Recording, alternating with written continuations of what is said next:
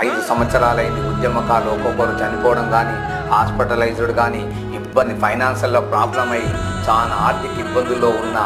ఉద్యమకాలను చూసి అరే మన తెలంగాణ కోసం ఎట్లయితే మనం చేసి వీటి కొట్లాడడం జరిగిందో ఇప్పుడు ఉద్యమకాల కోసం కూడా గుర్తింపు కోసం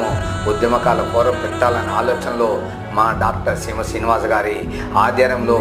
ఆపించడం జరిగింది. దీని ముఖ్య ఉద్దేశం ఉద్యమకారులను గుర్తింపు కార్డు ఇవ్వాలి, సమాజంలో గుర్తింపు రావాలనే ఆలోచనలో ఇది పెట్టడం జరిగింది. ఉద్యమకారులలో